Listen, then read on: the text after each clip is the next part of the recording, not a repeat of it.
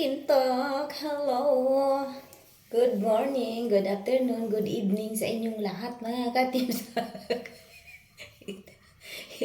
Ang lamig-lamig ngayon at hindi ako ready tawag dito, magbabat. Ang lamig, Diyos mio Marimar, kumusta na ang lahat? Hindi ba? Andito na naman ang inyong lingkod, ang inyong bisdak, kabisdak, negrita, guwapa. Oh, charot! Kasi ako nga daw ay ang active lang na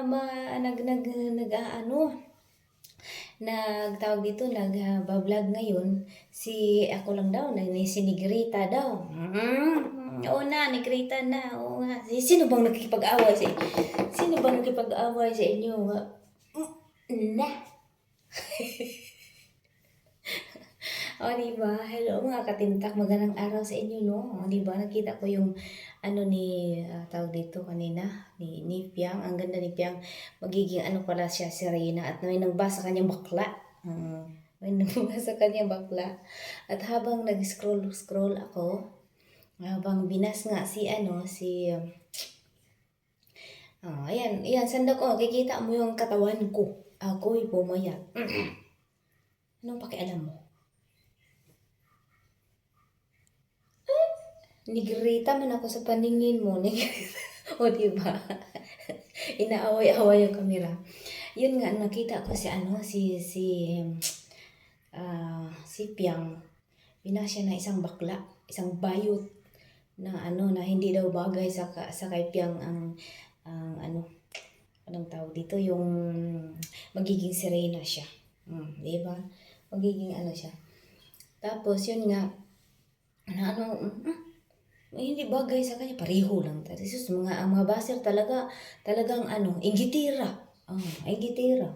Mga baser talaga. Walang magawa sa buhay, kundi mamuna, mag-isip ng kung ano-ano sa mga kapwa nila, ganun. Tapos, manglalait, mga kung ano-ano, diba? At samantalang ako ay nag-scroll, nakita ko si Buro. Inday Buro. Umiyak ka daw kasi sa kakahanap sa amin, nasaan na daw kami. Nasaan na ang mga defenders? Nasaan na kayo? Ay, ganyan. Diyos mio, Marimar, Buro. Paulit-ulit lang kasi yung mga kwento, mga latanya nating lahat. Uy, Diyos mio, Marimar. Paulit-ulit man lang. Nayabag na. Oh, wala mabago dyan, Lai. Walang bago ba? Kaya kami. Pinupo, si Ma'am Lai, si Ma'am Yumi, ako, si Ma'am Hindi ka na namin kinuntit. Hindi na namin kayo kinuntit. Kasi ulit-ulit lang na naman yung mga sinasabi ninyo. Umiyak ka daw kasi kakahanap sa amin. Kawawa ka naman pala. Diba? Sabihin na naman ni Kulangot. Itong sinigrita na ang ganda ni Manang Kulangot. Akala mo maganda ka rin. Pareho tayo, pangit. Huwag kang mag-alala dyan. Dalawa tayo. Marami tayo. Di ba? At yun nga, na tawag dito, na nakita ko siya. Nakita ko siya. At saka sabi niya, ay itong si Bisdak Negrita na lang daw yung minsan nga, hindi na nga ako nag-live. Katulad ngayon, i-upload ko na naman. Hindi ako magla-live. O kung gusto ko mag-live mamaya, magla-live ako. O di ganun. Lang, mga ilang minuto lang, ganun. Tapos sabihin, hinahanap ka ng hanap sa amin. Huwag mo na kaming hanapin. Ginoo ko yung content mo kanina. Pinakinggan kita ng konti. Galing na ako dun sa mga medyo kalahati na. Wala namang bago doon. Dahil, Diyos mio, Marima. Ay. Magagalit na naman sa Sando kasi tawa ko ng tawa. Wala namang bago dyan. Wala namang bago dyan. Alin ba ang magiging issue doon? Ang magiging wala namang bago kasi si Sando ng mga nakarang araw. Nagpakabait na nga ako kasi sabi ko nga, malapit na magbalik ang Panginoon natin. Uy, sus, Ginoo ko mo, totoo yan. Kasi sa daming mga nangyayari iba, hindi na natin kailangan magbalahura ng balahura, Ginoo. Pastilan. Oo. Tapos yun, napakinggan ko sa bunganga lang niya, reaction niya sa piyang. So, ibig sabihin doon, si mami na naman yung inan ni Sandaw kanina. So, wala naman siyang ibang uy, ulit-ulit lang ba? Mga anak, sa mga ganito, yan ba yung anuhin namin boro? Yan ba yung inahin namin na nasaan na kami, naglaylo na kami, na ganito na kami, na ganyan na kami. Yung mga sponsor at mga supporters, nag-di-off din, nagpahinga. Sabi nga ni Sandok nga, pagpahingahin naman yun. Ngayon, nagpahinga na yung mga sponsor at saka hindi masyadong, yan, hinahanap mo na naman. Ay, wag ganon. Nabuang na si Mayor. Yun nga, sabi niya kanina na hanggang kasi paulit-ulit lang kasi sabi niya si Kapitana daw napakatalino, napaka-smart, napaka-ganito, kasi ganito, ganyan. Puring-puri niya ngayon samantalang noon inaano niya, nilalait niya masyado, tapos sinabihan pa niya na tinapik daw yung puwit ni Kapitana ng amo niyang lalaki. Ganon. Sarap-sarap ka sa mga bukol, mga ganon. Sarap na sarap siya sa mga bukol. O, di ba? O? Di ba, Sando? O, di ba, Buro? Di ba sabi mo yon? Kanina, puring-puri niya kasi nga, i-chismis daw niya ang na si Kapitana. Ganito, wala problema ba doon? Kasi nga, ka talaga sa kanya kasi nga may mga kasalanan kang nagawa noon. At ikinontin ka din naman niya, patas lang kayong dalawa. Pinatunayan lang din naman niya na nangbudol ka doon doon sa eskwelahan niyo, nandun yan sa content ni Kapitana. Nakita ko kasi yung mukha mo, binuksan ko. Nung binuksan ko, yun yung nakita ko. Yun yung nakita ko doon yun yung nakita ko doon sa video na yun. O, di ba? Yun sa video na yun na nang ka sa brigada. Di ba? Kaya yun, bawi lang kasi nga inano mo siya sinabi mo, sarap na sarap ka sa bukol, kaya hindi ka makauwi dun sa magulang mo, hindi agalagaan mo yung nanay mo na matandaan na hindi ka makauwi kasi nga sarap na sarap ka sa bukol ng matanda. Di ba, babastos ka? Ayun na nga, hanggang kasi paulit-ulit lang naman yung sinasabi niya kasi nga hindi ka na naman dapat namin na maglaglag kami sagot kami ng sagot. Si Sandok naman paulit-ulit naman yung mga sinasabi niya. Hindi na masarap. Oy, Ginoo ko, parating ulam natin ay humba. Hindi na masarap, nakakasura siya. Magkasulaw sa ginhawaan ba? Di ba? Kung humba, parati ang ulam mo ay tawag ito? Luod ba? Ayun nga, hanggang doon sa Agoy, Ginoo ko, na ulit na naman yung may kabit.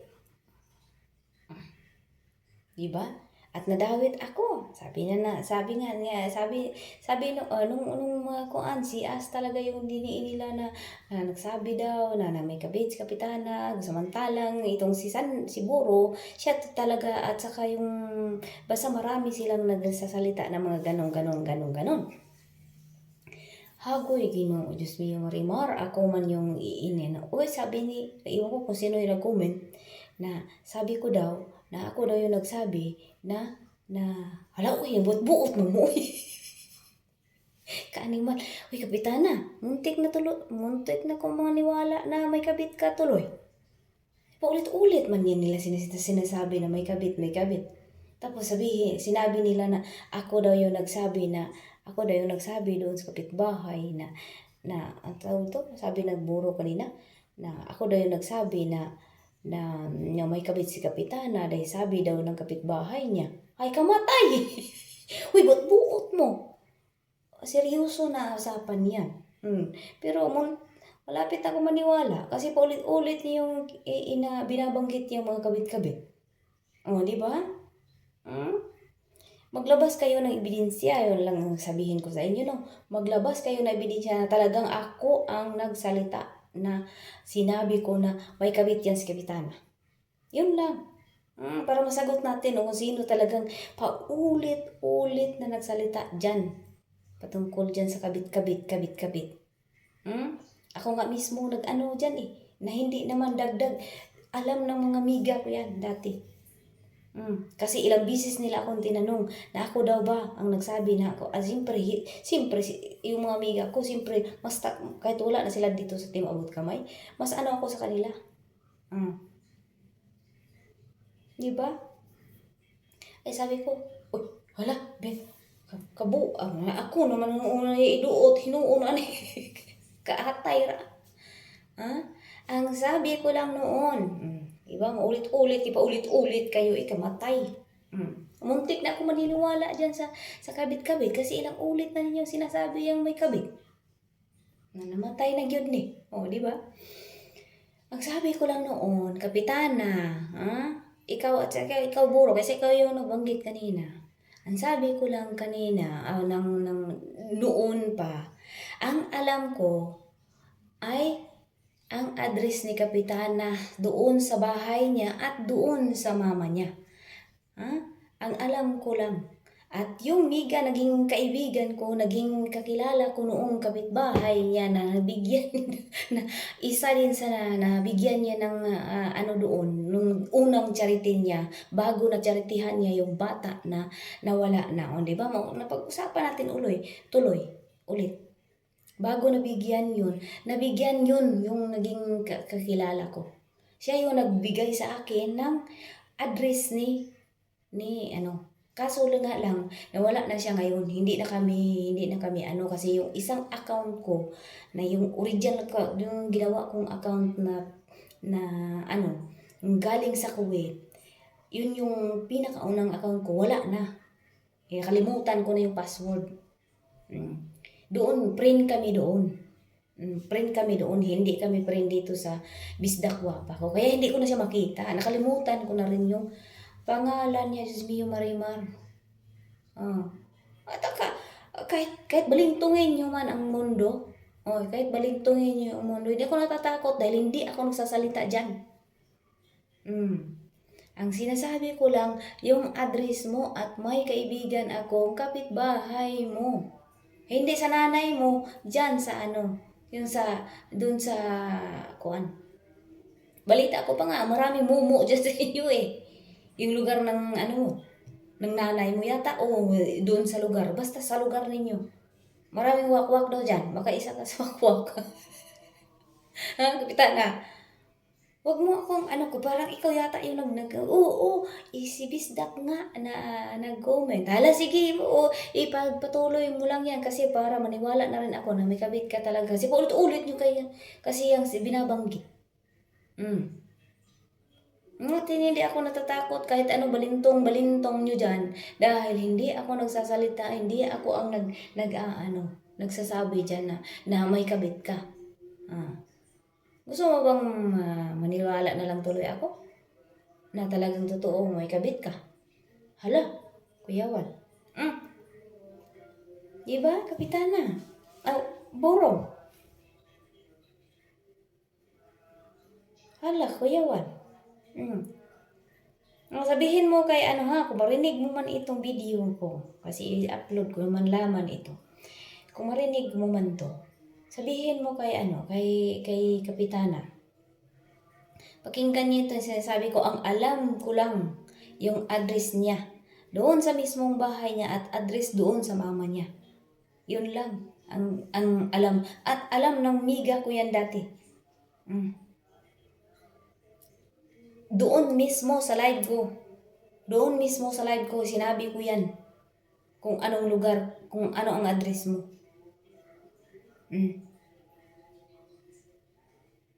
Diba? Marami pa siyang mga sinasabi tungkol sa'yo, pero hindi na kailangan. Kasi nga, naalala mo noon? Naalala mo noon na sinabihan mo kami ni, sino ba yung kasama ko dati? Na si yung supporters ni Migs na talagang kay Tatay Jet. Hindi ko na lang banggitin o kalimutan ko rin yung pangalan niya. Binas niya kami. Kasi sabi niya, nagbigay daw kami ng pera para ipaimbestigahan siya. Diyos mio, Marimar, ang sabi ko, hala no, hindi na kailangan. Hindi na kailangan pa imbestigahan ka namin kung taga saan ka o kung ano man yung ikaw. Kasi sa mga nalalaman ko, yung mga iba, mga sensitibo na mga salita, hindi na kailangan. Hindi na kailangan iladlad mo pa dito sa social media dahil alam mo naman na makakasira sa ibang tao. Ang sabi ko lang, yung address mo. Yung address mo lang. At sabi ko, alam ko ang address mo. Sige, kung gusto nyo dito, paimbestigahan mo ninyo ako. Sabi ko nga, ang ipa-imbestiga namin, ipambili na lang namin ng bigas, pastilan. Tignan nyo, 1 year ago yata, 2 years ago. 1 year ago, mga ganon. Ipa-imbestiga namin, pastilan, ibili na lang namin ng bigas. Sino kang paimbestigahan namin? Di ba? Sino kang paimbestigahan namin? Hindi na kailangan, day. Hindi na kailangan, Kapitana. Paimbestigahan ka namin. Kaya wala naman yung kwenta yung Wala naman kwenta yung... Nagkot-ikot ko lang. Wala naman yung kwenta kung ano-ano. Magpa-imbestiga pa kami. Uy, Ginoo ko. Hindi na kailangan. Hindi na kailangan. Magpa-imbestiga pa kami para malaman namin kung taga saan ka. Alam ko naman. Alam ko naman, andito pa rin sa listahan ko yung address mo ay. Andito pa rin. Pero ang kaso lang, hindi ko na makita yung mga naging kakilala ko doon sa inyo. Hindi ko na siya makita. Kasi nga nasira yung isang account ko. Kalimutan ko rin yung pangalan niya. Kaya ikaw, Buro. Ikaw, Kapitana, wag mo akong anuhin ha. Na ako nagsabi niya, problema na mo. Diba? Nilipat-lipat ko tuloy. Problema mo na yan. Kung maniwala ako mag-ano ka talaga. Mag-ano ka talaga na.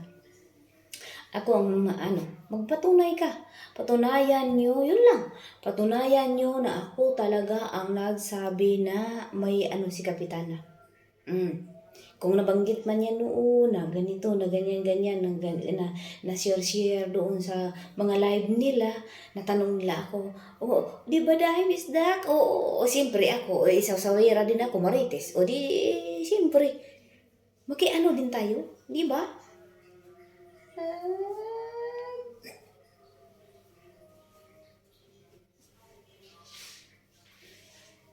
Wagan.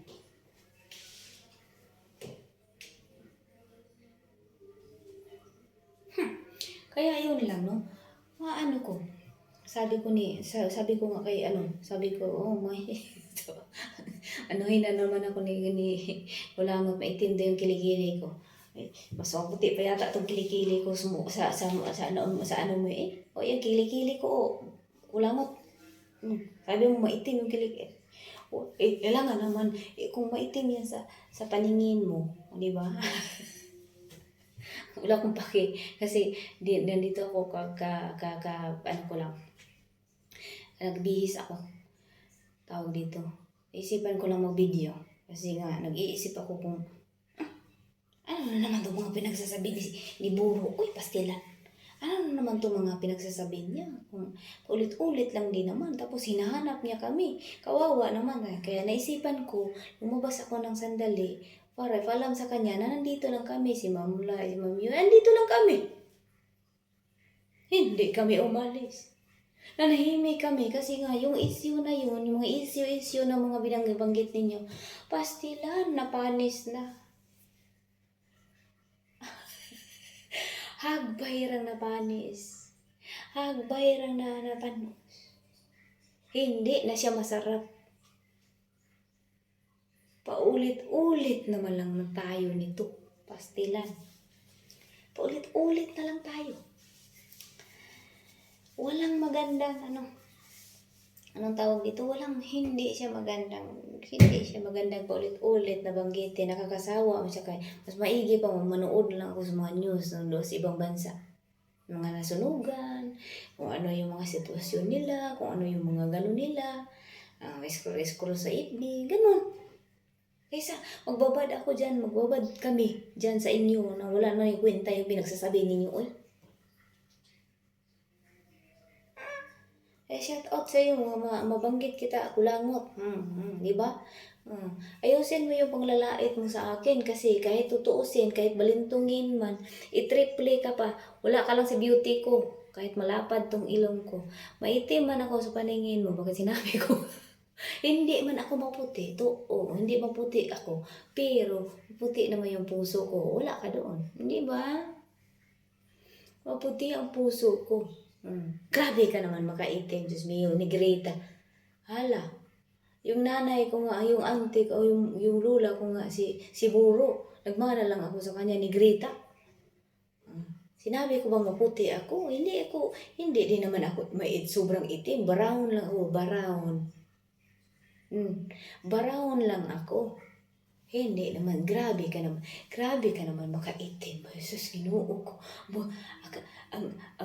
Piling maganda din.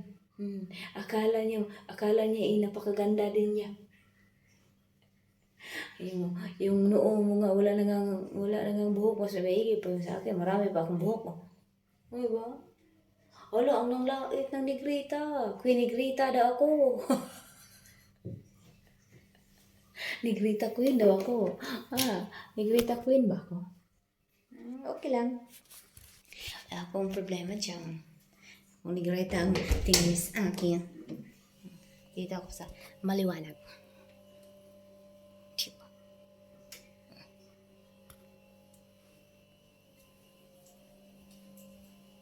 Negrita. Sabi niya, negrita daw ako. Yun nga, no? Mga kadimtak. Ang nanglait. Akala mo maganda din siya. Akala mo maganda ka rin. Ang nanglait. Ang nanglait sa akin, nakakatawa ka lang, matanda. Ang nanglait sa akin, nakakatawa ka lang. Ginoo ko, kuyawan. Ayusin mo yung panglalait mo sa akin, manang. Ayusin mo yung panglalait mo sa akin. Yung hindi ba kita mabalikan? O hindi ba kita masabihan na bakit ikaw maganda ka? Wala ka nangang buhok ko, ang pangit-pangit mo nga eh. Tapos may katarata pa yung mata mo. Ayoko manglait ng ganun. Tapos ang dami mo pang sakit. May kidney stone ka pa. Sobrang manglait. Diyos me, Marimar. Ayoko na sana ganito kasi magkakasala lang talaga tayo. Hindi ako perfecto, no, pero ayoko manglait ng matanda. Ayoko manglait ng matanda kasi nga pero itong matandang ito, sobrang manglait, Ginoo ko. Kwento ko laman. Sobra siya manglait, sabihin pa naman sa akin na negrita ako. Sinabi ko nga hindi nga ako maputi eh. Pastilan. Diba? Sa live man or sa makikita naman niyo ang live. Ang live kasi doon mo makikita kung ano talaga ang color mo o kung ano man. Kasi ewan ko lang. Kasi itong cellphone natin, ewan ko lang kung may mga ano ba to kasi hindi ko rin alam kung may mga filter ba kung ano man. Di ba? Diba sabi ko, kulangot. Ayusin mo yung panglalait mo. Tignan mo muna yung buhok mo o pungpong mo sa buhok ulo mo. Kung maayos pa bang tignan? Diba? magbasa ka na nga ng message. Talagang maritis ka talaga. Magbasa ka na nga ng message. Alam ko, may diferensya na talaga yung mata mo. Gumaganon ka na nga, hindi na nga plastada yung pagbabasa mo ng message kasi nga, siguro sa mata niya, natatakpan yung malabo yung isa. Hindi ba? Tapos sobrang manglait, sobrang marites, ay pastilan. Kuyawan. Diba? Yun lang mga katimtak, no? Ako i-upload ko lang man ito kay wala man akong maano Ginoo ko, nakita ko naman sandali lang man yung siguro hinahanap niya kami, naiyak siya sa kakahanap sa amin. Naiyak siya sa kakahanap sa amin. Yun lang mga katimtak, no? Upload ko lang ito at saka baka mamaya kung may oras ako, kung gusto ko mag-live, ganito pa rin yung pag-usapan natin. At saka malakas kasi ang hangin dito, baka mahina rin ang signal, patay-patay. Yun din yung dahilan kasi nga ilang araw na tong nag-ulan ng Alakibok ba, yung Ukbar. Ilang araw na ang sitwasyon yung dito mahangin. Kaya yung signal namin pawala-wala, kaya kung mag-upload man ako, ilapit ko talaga doon sa suloob. Aabot man dito ang signal pero mas gusto ko yung dire-diretso ba, walang putol-putol, kaya yun. Naisipan ko lang, ano ko lang na mag-upload, magkuhan. Kung kailangan ko mag-live, mag-silent live ako para patas siya, para balance ba ang kuhan. Para balance yung, ewan ko kung ano mabalance dito. Basta kaya gusto ko lang kasi nakita ko si Buro kanina. Yun lang mga katimtak, maraming salamat sa inyo at saka ingat-ingat tayong lahat dyan sa Pilipinas. At saka yun nga, kung hindi man ako maka-live, nagbabad ako dyan sa mga news doon sa ibang bansa, kinig-kinig tayo, mas marami pa tayong malalaman na mga ibang mga issue sa buong mundo, mga kung ano man ang mga totoong nangyayari, hindi yung paulit-ulit na laman, ay pastilan. Yun lang mga kadintak, maraming salamat sa inyo. Ingat-ingat tayong lahat. God bless po sa inyong lahat. Bye-bye. Bye po.